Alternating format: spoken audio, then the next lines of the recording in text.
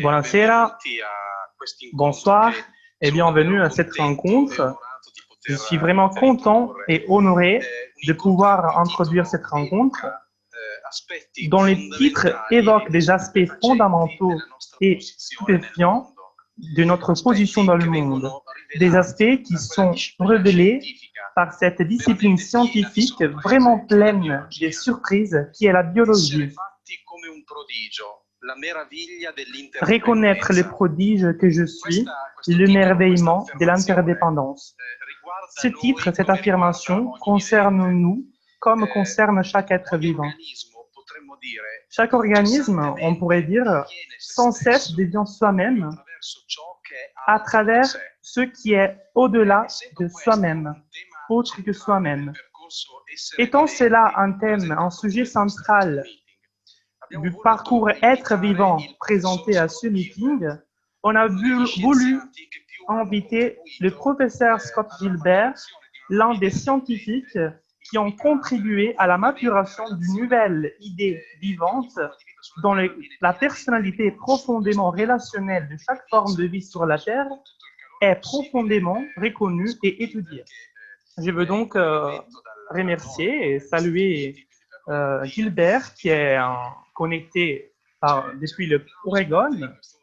Il y a un applaudissement pour toi en ce moment. Merci Scott pour être ici. Le titre même de cette rencontre a été suggéré par les profs Gilbert, que je voudrais présenter brièvement à vous tous ici présents en meeting ou connectés dans toutes les parties du monde et de l'Italie. En partant de quelques notes personnelles, je peux apprécier les professeurs Gilbert indirectement d'abord, ensuite après. Il a écrit un texte de biologie de développement très apprécié par les enseignants et les étudiants universitaires dans le domaine biologique et qui a été traduit en plusieurs langues et publié en 1985, est arrivé aujourd'hui à la 12e édition. Ensuite, j'ai eu le privilège de rencontrer de personnes, Scott Gilbert, à l'occasion d'un symposium qui s'est tenu à Saint-Marin en manière conjointe du meeting 2012. Ces symposiums s'intitulaient « L'évolution biologique et la nature des êtres humains », un titre vraiment très fort, et ce symposium radunait les philosophes de tout le monde, et Scott enchantait les présents avec le raconte de comment les symbioses pouvaient influencer profondément l'histoire de la vie sur la Terre et donc la vie d'aujourd'hui. Le professeur Gilbert, qui actuellement est professeur émérite du Swarthmore College de la Pennsylvanie, ainsi que professeur émérite de l'Université de Helsinki, c'est l'un des maximales experts mondiaux de la biologie du développement. Mais je veux ajouter aussi qu'il est enseignant de biologie. Il a été décoré par des prix prestigieux, entre lesquels la médaille François Ier du Collège de France et la médaille Kowalewski de la Société des naturalistes de Saint-Pétersbourg. Ces recherches originales ont contribué à la fondation de la biologie évolutionniste du développement, abrégée par EvoDevo, qui enrichissent de manière déterminante la théorie de l'évolution avec les connaissances de la biologie du développement qui se sont cumulées de manière impressionnante à partir des années 80 de 1900. Ensuite, le professeur Gilbert a contribué et est en train de contribuer à une compréhension encore plus profonde de l'évolution et donc même des organismes pas compris et aussi d'une ultérieure intégration de la perspective écologique. Cela a ouvert une nouvelle voie aux recherches appelée Eco-Evo-Devo. À tout ce ferment des nouveautés, Scott Gilbert a contribué et avec des études expérimentaux de très haut succès et aussi avec des livres qui se sont affirmés dans les années avec des textes de référence. Ce serait déjà beaucoup, mais les intérêts et l'originalité de la pensée de Scott Gilbert vont au-delà. Sa formation inclut, en outre au doctorat en biologie, même des diplômes en études religieuses et l'histoire de la science, avec sa production des livres et articles importants de l'histoire des idées en biologie. Dans l'un de ces articles, qui a été publié dans le magazine international soigné pendant plusieurs années par l'association Eurésiste, dont je fais partie, Scott, individu dans la super d'une expérience primordiale, féconde d'une connaissance, c'est-à-dire une expérience qui est continuellement renouvelée dans sa principale domaine de recherche, l'embryologie, dont le centre est toujours le spectacle des corps des vivants, donc nous y compris, et on voit comment se forment harmonieusement à partir de cellules indifférenciées. Je parle de l'article parce que dans ces articles, il y a de nombreuses références à Abraham Michel, dont le meeting cette année est débiteur pour les titres. Privé d'émerveillement, nous restons sourds au sublime. La première question que je voudrais demander à Scott, et je pense qu'il va nous dire des choses extra brillantes. La première question, c'est là. Comment peut la biologie, une discipline scientifique, avoir à quoi faire avec le sublime?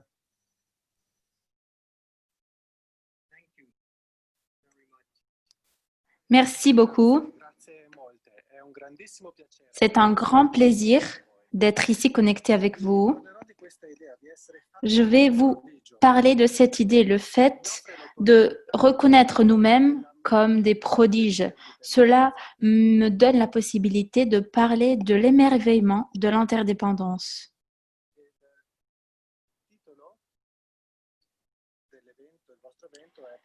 Le titre du meeting de cet événement est « Privé d'émerveillement, nous restons sourds au sublime ». Cela signifie que le sublime n'est pas toujours présent, mais qu'on arrive à le ressentir. Le sublime est différent de la beauté. Ce qui est beau reconfirme notre raison. C'est quelque chose d'harmonieux, alors que le sublime est quelque chose de redoutable, de puissant, même quelque chose qui détruise. Et la raison n'arrive pas à appréhender la réalité. Le sublime est émerveillement accompagné par une sensation de terreur. Une sensation qui nous fait penser que quelque chose n'arrive pas. Mais je pense qu'il y a un problème technique. Il y a quelque chose qui est arrivé chez moi.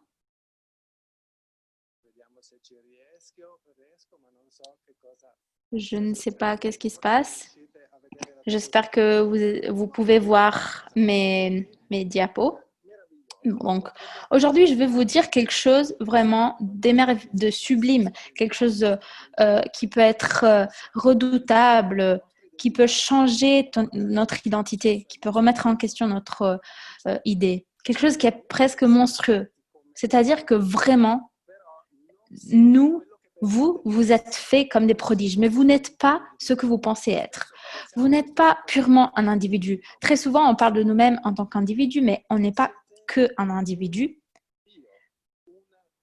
On est un biome, un système d'écosystèmes dépendants qui sont interdépendants et qui fonctionnent l'un avec l'autre et qui composent des centaines d'espèces. On est un biome. Très souvent, on pense être des individus qui peuvent être comptés au niveau anatomique, c'est-à-dire notre corps a un génome avec les cellules qui le composent. Ensuite, on parle d'individualité anatomique. Ensuite, il y a l'individualité du développement et celle psychologique. L'individualité du développement, on est les produits d'un ovule fécondé. Donc, on est le produit de cette cellule, de cet ovule qui a été fécondé. Ensuite, il y a l'individualité immunitaire.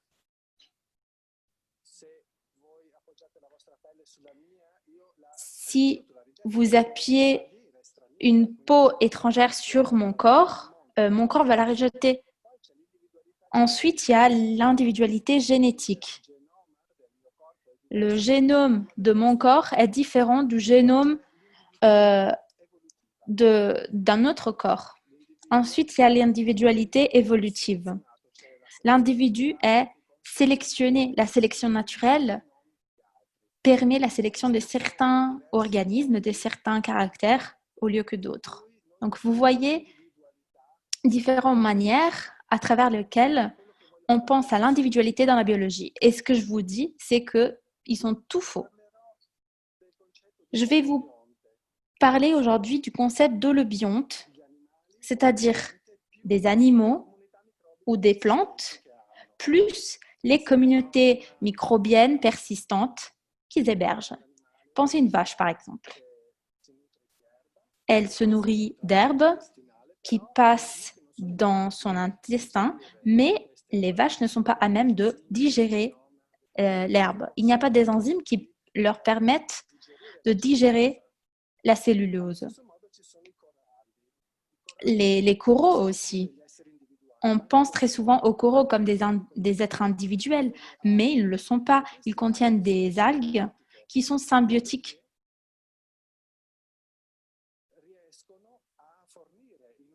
Ces algues arrivent à fournir aux coraux les ingrédients qui leur permettent de survivre.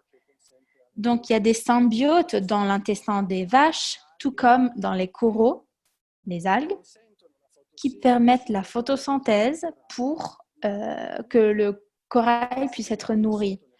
La termite, que vous voyez ensuite sur l'image, mange le bois, mais elle n'arrive pas à le digérer grâce aux symbiotes qu'elle héberge qui lui permettent de le digérer. Donc, vous comprenez bien ce concept. Les animaux ne peuvent pas exister sans leur symbiote. Donc, quand on pense à l'individualité anatomique, on comprend qu'on n'est pas des individus isolés, on a quelque chose de plus, on est des écosystèmes, on est des biomes.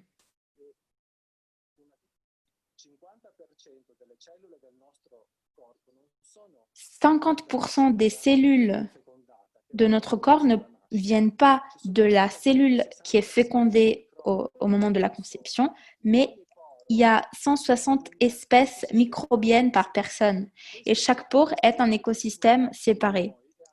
Ces animaux vivent en nous dans des endroits spécifiques, dans la bouche, sur la peau, dans l'intestin. Et ils se trouvent aussi dans toutes les surfaces qui sont exposées à l'air. Donc, on n'est pas juste un individu du point de vue anatomique. 50% de nos cellules viennent des microbes. Et d'où viennent ces microbes? Certains animaux les obtiennent à travers la transmission verticale, c'est-à-dire de leur mère. Ils reçoivent de la cellule qui va devenir la cellule de l'ovule. Beaucoup de mammifères ont une transmission horizontale. Par exemple, une girafe, où la transmission arrive à travers le canal de naissance, le canal utérin. Elle prend les bactéries de l'anus et du vagin de la mère, où il y a un grand nombre de bactéries et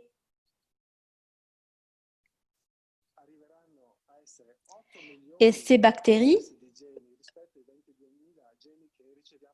seront au final 8 millions de gènes par rapport à 22 millions de différents gènes qu'on reçoit normalement par nos parents.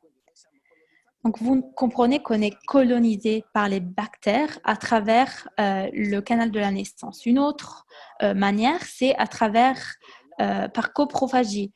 Par exemple, le koala distribue les bactéries sur le koala. Une autre encore manière de transmission est la transmission environnementale.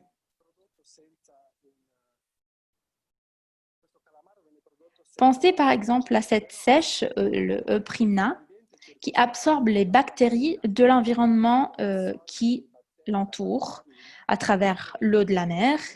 Et les bactéries qui se trouvent dans l'eau de la mer l'aident à construire son organe luminescent. Donc, il y a une transmission verticale ou horizontale à la naissance ou pendant l'enfance et pendant le développement. Donc, vous comprenez qu'on a des manières très intéressantes, sublimes, on va dire, pour recevoir les bactéries. Les bactéries du canal de naissance de la mère sont différents par rapport au moment de l'accouchement. Les bactéries dans une femme qui est prête pour accoucher sont différentes des bactéries normales. Les hormones dans le corps de la femme sont sélectionnées. Et ces bactéries aident la mère dans le moment de l'accouchement. Il y a des bactéries qu'on veut même que le nouveau-né ait. Et après la naissance, le nouveau-né doit être allaité. Et le lait maternel a différents types de nutriments. La première fonction, c'est de nourrir le petit, mais il n'a pas certains enzymes pour digérer ces nutriments. Et aucun individu n'arrive à digérer ce type de bactéries, donc de nutriments, pardon. Donc ça veut dire que les bactéries, c'est de nutriments pour les bactéries qui permettent aux bactéries ensuite de nous aider à développer d'autres enzymes. Donc il y a des bactéries dans la maman qui sont transmises à l'enfant à travers le lait maternel et qui aident aux bactéries qu'on veut qui soient présents dans le nourrisson. Donc, il y a des manières de transmettre des bactéries d'une génération à l'autre. Qu'est-ce que font les bactéries? Ils aident notre corps. Notre corps est lié aux bactéries. Dans certains insectes que vous voyez sur la gauche, la voie pour certains acides aminés est spécifiée par 2 ou 3 types d'organismes. Par exemple, le Planococcus est un insecte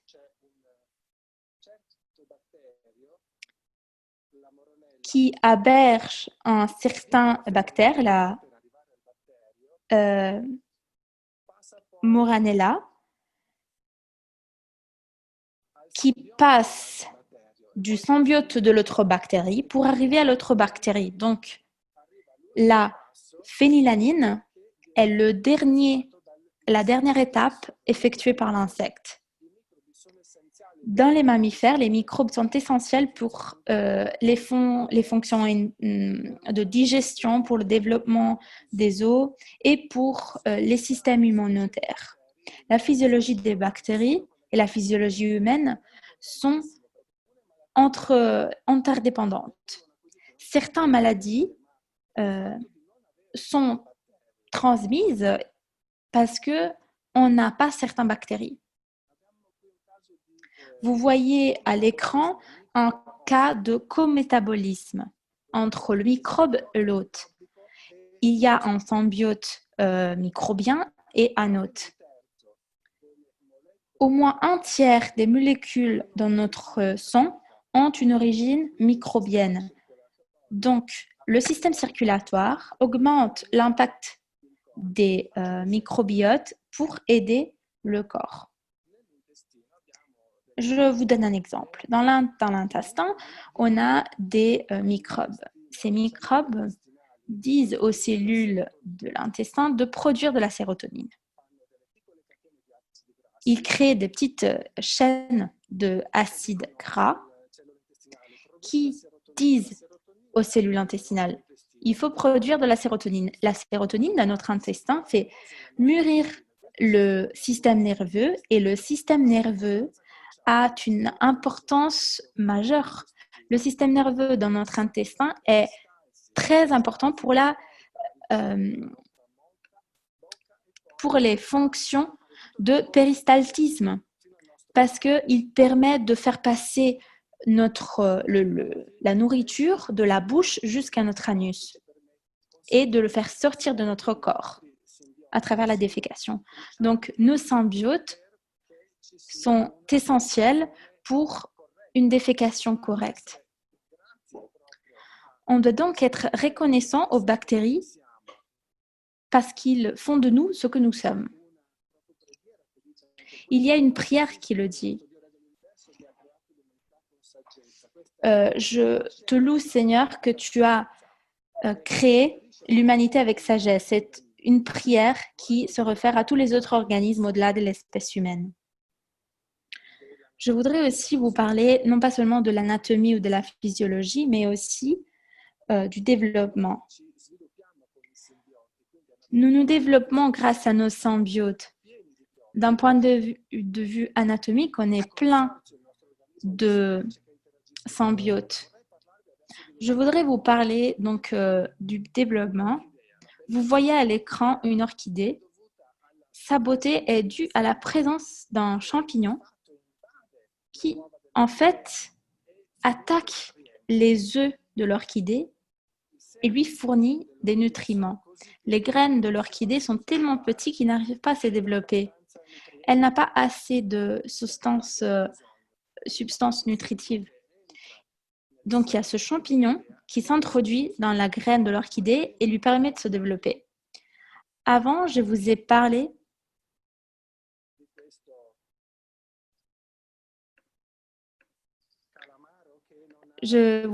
de cette sèche qui n'a pas l'organe luminescent, la sèche Euprymna.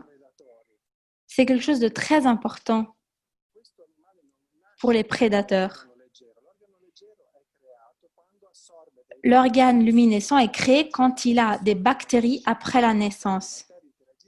Les bactéries interagissent avec les cellules de l'intestin pour créer cet organe luminescent. Dans les mammifères, les vaisseaux transportent le sang et la nourriture de l'intestin vers le reste du corps. Ces vaisseaux sont en partie formés des bactéries. Sur la gauche, vous voyez des vaisseaux sans microbes. Vous voyez, il s'agit d'un système vasculaire qui est faible. Mais quand on ajoute des bactéries, nous pouvons voir que le système vasculaire est bien développé dans notre intestin et il arrive à transporter la nourriture dans le reste du corps. Donc, comment tout cela fonctionne? C'est vraiment quelque chose d'extraordinaire. Il y a un type de bactérie qui se trouve dans l'intestin, qui fait partie du microbiote intestinal, qui produit un élément. Cet élément communique aux cellules de l'intestin de produire une protéine qui s'appelle angiogénine 4, une protéine qui est donc créée par l'intestin. Et une fois que cette protéine existe et développée, cette protéine dit à l'intestin de créer des vaisseaux, des capillaires. Donc, cette protéine arrive à communiquer aux autres cellules de créer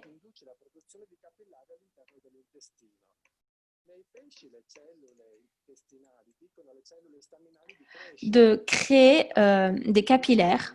Et ensuite aussi, il y a par exemple d'autres microbes qui aident dans la construction des cellules souches. Je vous montre à l'écran, on a la partie rouge, vous voyez ce qui ne fonctionne pas très bien, et le reste, c'est quand il fonctionne bien. Donc, la création des capillaires et des cellules intestinales sont importants pour bien vivre. Sans des bactéries, sans certaines bactéries, on a par exemple des quantités réduites d'angiogénine. Quand les bactéries sont là, on a 10 fois plus d'angiogénine par rapport à des niveaux en absence des bactéries. C'est des études qui ont été menées sur les rats. Donc, les bactéries sont importantes pour un développement correct. À nouveau, dans les poissons, par exemple, une type de bactérie qui s'appelle Ramonas produit un bon développement de cellules du pancréas. Les cellules bêta ne sont pas produites de manière suffisante sans cette bactérie. Donc, on pourrait, par exemple, développer le diabète. Les bactéries sont aussi nécessaires pour un normal développement du cerveau. Et ils sont importants pour une expression génétique normale dans les cerveaux des mammifères. Sans les bactéries normaux de l'intestin, on n'a pas un développement normal du cerveau. En fait, dans certains rats, des comportements anormaux ont été observés. Par exemple, une sociabilité réduite. Les rats de contrôle en rouge et le vert, la barre verte, c'est les rats qui ont reçu des bactéries, sont plus sociables. Une fois qu'on ajoute les bactéries, ils commencent à jouer avec les autres rats. De la même manière, pour le soin de soi-même, les rats qui n'ont pas de bactéries s'occupent d'eux-mêmes au lieu d'être sociables. Mais si on ajoute des bactéries,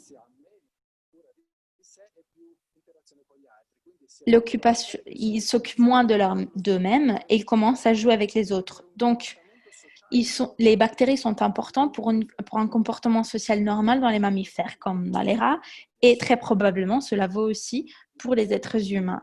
Les bactéries nous influencent même avant notre naissance, parce que les bactéries qui sont présentes dans l'intestin de la mère sont à même de produire des composants qui ensuite vont dans le sang maternel, qui ensuite est transmis à la placenta et qui donnent des bactéries importantes à l'embryon.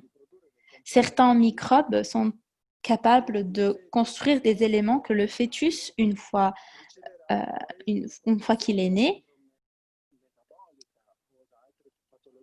grâce à ces bactéries, il sera protégé de certains syndromes. Donc, avant notre naissance, les microbes sont très importants dans notre développement parce qu'ils produisent notre phénotype. Donc, ce que je veux vous dire,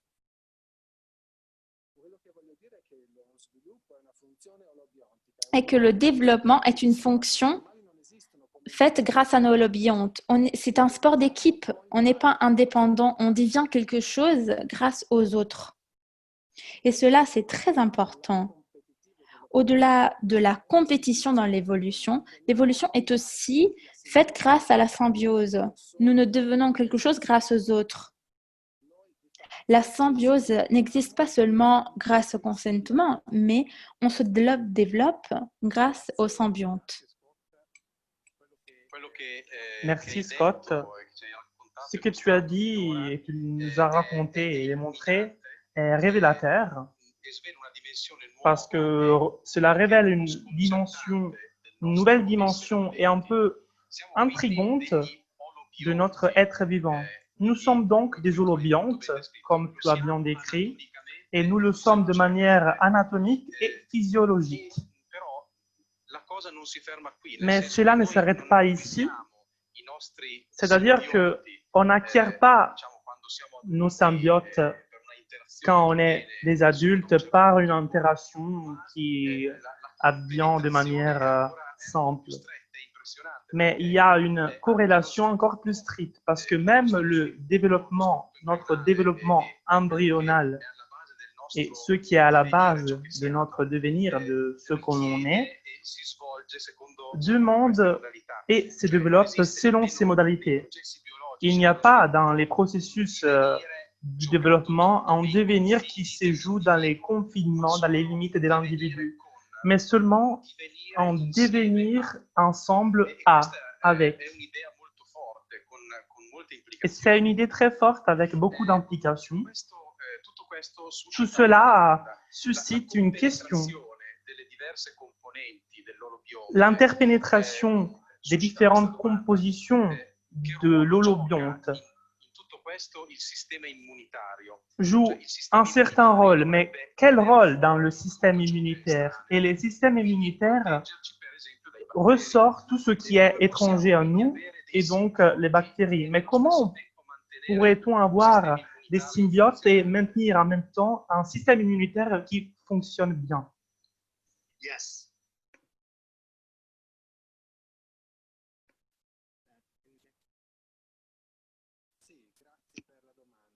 Oui, oui, merci pour la question. Dans les diaporamas qui suivent, je vais m'occuper de cela. Malheureusement, il y a un problème technique et l'audio du professeur a coupé. Ok, ça est revenu. Le système immunitaire essaye de protéger tous les corps étrangers, tous les éléments étrangers. Nous avons vu à travers des études, qu'il y a une activation de certaines cellules à travers le système immunitaire. Sans les microbes,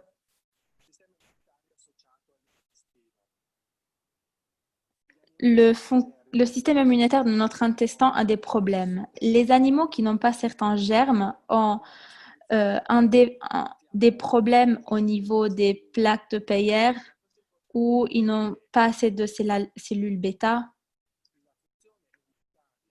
Ce qui est important est que la fonction immunitaire d'origine d'un corps est celle d'accepter certaines bactéries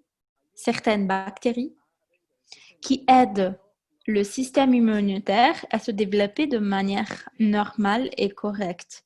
Donc, d'un point de vue philosophique, cela remet en question les concepts clés du système immunitaire, c'est-à-dire le soi, l'individualité, l'organisme. Et cela démontre une certaine transmission dans la science. L'immunologie est une science qui est en évolution parce que elle essaye de comprendre comment le système immunitaire et pourquoi il est composé de certains éléments qui sont étrangers et d'autres qui sont des hôtes. On a vu que le système immunitaire est différent en fonction de la provenance des bactéries. Donc, s'ils sont hérités de la mère ou s'ils ont une identité différente. Si, par exemple, on prend des macaques et on des singes et on commence à les nourrir à travers le lait maternel ou avec des bactéries, le système sera différent. Et ils auront un système de bactéries totalement différent s'ils sont allaités au lait maternel par rapport à ceux qui sont allaités de manière artificielle. Sans les bactéries du lait, c'est-à-dire sans toutes les bactéries qui sont présentes dans le lait maternel. C'est-à-dire que les macaques auront un système immunitaire différent. Ils auront plus de TH17, l'interleukine 22, qui les aide à se protéger de maladies comme la candida, la salmonelle ou le staphylococcus, c'est-à-dire face à beaucoup de bactéries. Les bactéries de notre maman nous aident face à d'autres bactéries qui pourraient nous faire du mal. Ce qui est intéressant est que ces bactéries peuvent éliminer des autres et donc les bactéries nous aident pour détruire leurs concurrents. C'est une forme mutuelle de défense, on pourrait dire. Il y a des bactéries qu'on hérite de notre mère qui nous nourrissent et qui se nourrissent. Il y a des bactéries qui nous aident et qui forment notre système immunitaire et de cette manière, ils nous protègent d'autres bactéries.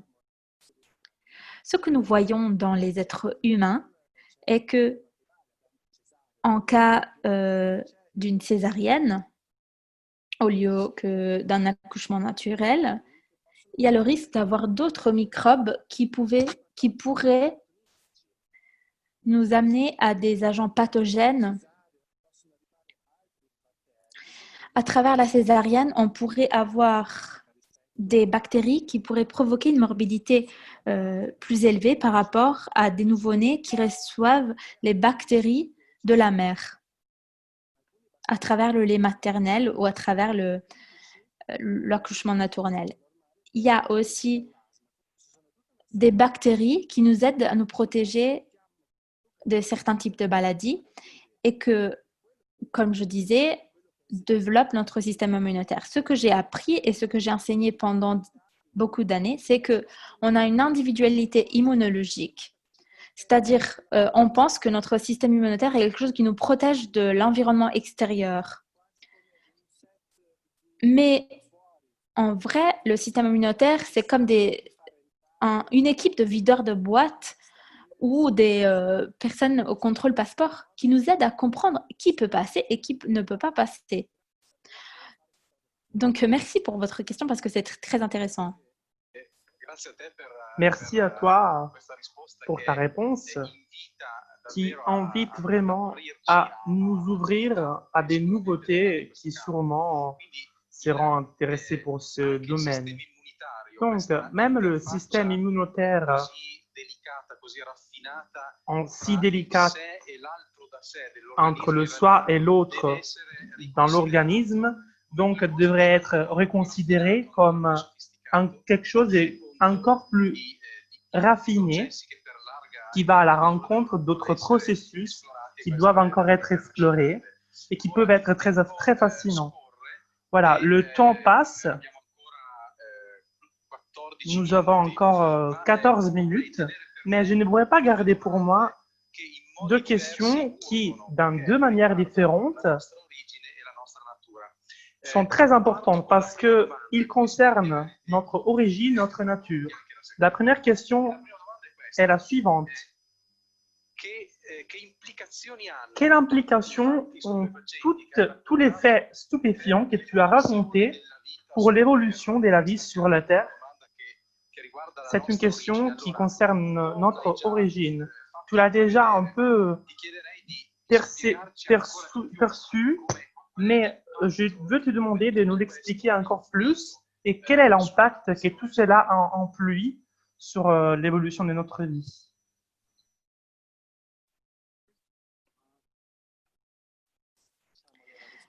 Ok, donc je pars de cette question. Lynn Margulis a dit que la vie sur la Terre n'a pas été diffusée à travers le conflit, mais à travers la coopération. Et elle pense aussi que la plupart des nouveautés au niveau d'évolution vient de la symbiose. Et je vais donc vous parler de comment le symbiote peut donner des indications sur l'évolution. Parce qu'on parle d'évolution non pas seulement en tant qu'individu qui est le produit d'un ovule fécondé, mais on parle de communautés qui interagissent et qui interagissent de manière différente avec l'environnement.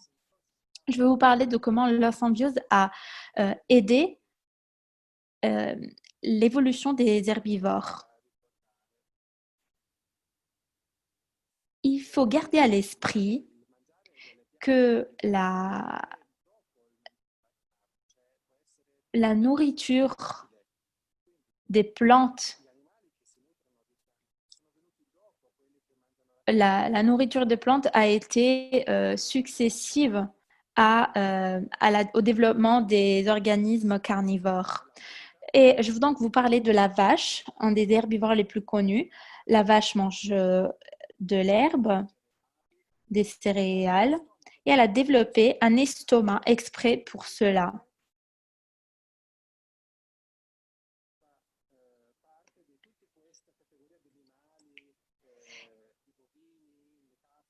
Elle est appelée donc un ruminant, comme d'autres animaux, les girafes, par exemple, qui peuvent manger des plantes.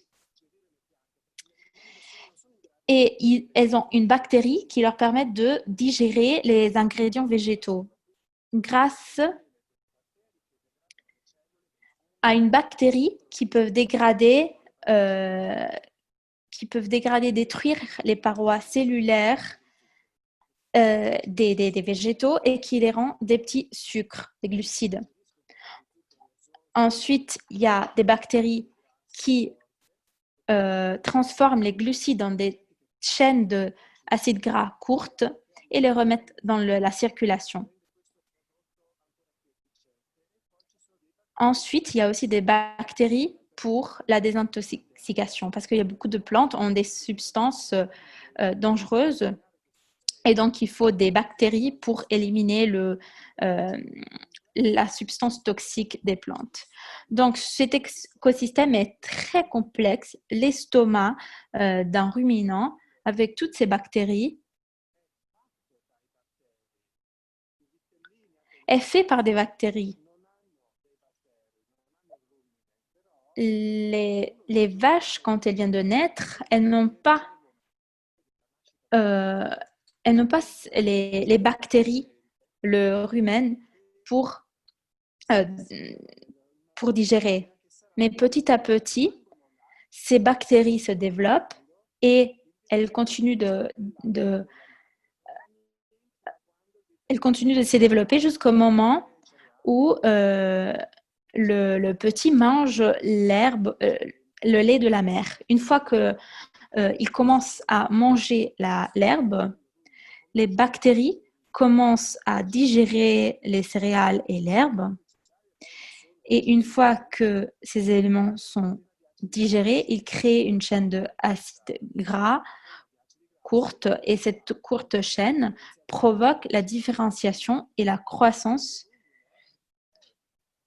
du rumen. Et ce rumen est causé par les bactéries.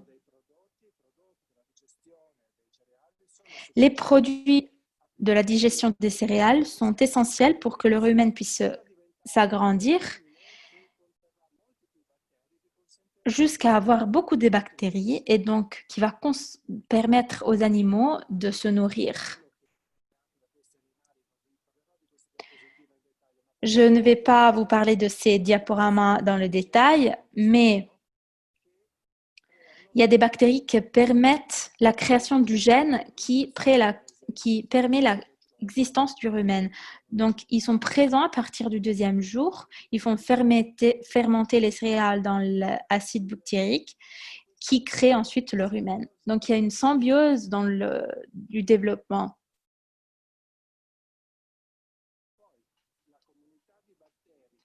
Ensuite, la communauté de bactéries qui fait digérer tout cela permet à la vache de grandir. Donc, les bactéries, les symbiotes, ont permis un parcours d'évolution et de développement totalement différent. Ce mécanisme a permis la création des herbivores et a permis aux animaux de digérer les plantes. Il y a donc eu une communauté microbienne qui a permis cette évolution. Même l'origine de la méiose pourrait être originée par une symbiose avec les microbes, tout comme l'origine des neurones ou de placenta. Tout cela pourrait être lié avec la symbiose microbienne. Les microbes sont vraiment essentiels pour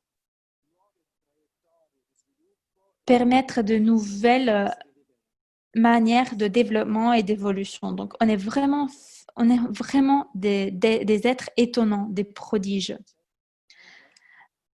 En 1190, dans le psaume, on parle du fait qu'un homme pourrait dire que les anges devraient rentrer dans les organes d'une femme pour permettre la construction du fœtus.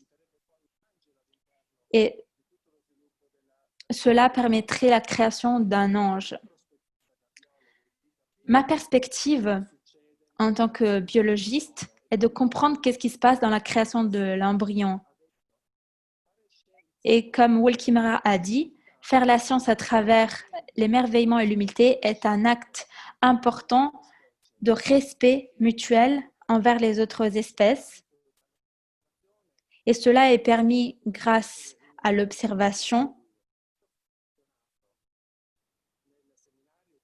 et à l'émerveillement. Ce que j'avais dit pendant le séminaire à San Marino, c'est que la nature peut déclencher de l'émerveillement, mais l'émerveillement ne reste pas pour toujours. Le mot émerveillement en anglais est wonder et peut déclencher de la curiosité, mais d'un l'autre côté peut aussi nous donner presque une terreur, une crainte qui amène d'un côté la curiosité nous amène à la science et la philosophie et cette crainte et cette révérence à la religion.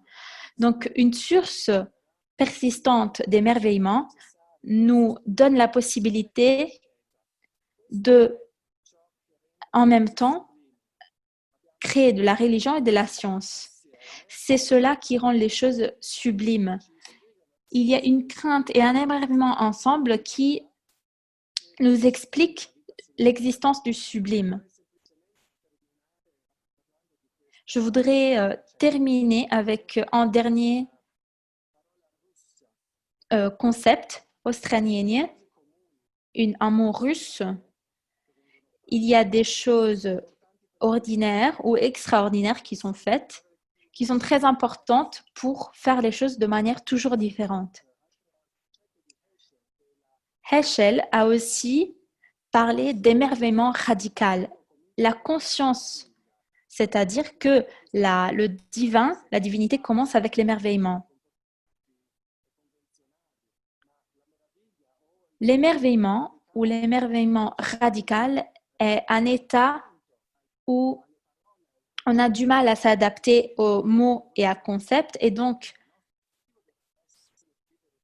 notre objectif devrait être celui de vivre notre vie à travers avec un émerveillement radical en se réveillant le matin sans donner rien pour acquis. Tout est extraordinaire, tout est incroyable. Il ne faut jamais parler de la vie ou traiter la vie de manière randomique. Pour être des êtres spirituels, il faut être plein d'émerveillement. Merci. Les publics ici présents t'applaudissent. Je ne sais pas si tu arrives à entendre cela. On ne peut pas faire que de remercier Scott pour ce cadre que tu nous as présenté et pour nous avoir amenés avec toi à travers ces passages étranges, cachés, que la biologie s'est révélée. Et on te remercie aussi pour nous avoir transmis un peu de cette stupeur radicale dont tu parlais à la fin. Pour comme en effet. J'ai encore une autre question que je garde pour l'instant. Je l'utiliserai dans quelques jours parce que il y aura la possibilité pour qui le voudra de poser des questions à Scott à l'occasion d'un webinaire consacré à cela qui aura lieu jeudi 20 août à 20h, heure italienne. Donc à 11h pour Scott dans le Oregon. Je vous invite en outre à visiter de manière virtuelle les différentes parties du parcours Être vivant présenté à ce meeting. Et je veux conclure en remerciant sincèrement et en saluant Scott et vous tous pour nous avoir suivis et merci beaucoup. Salut Scott.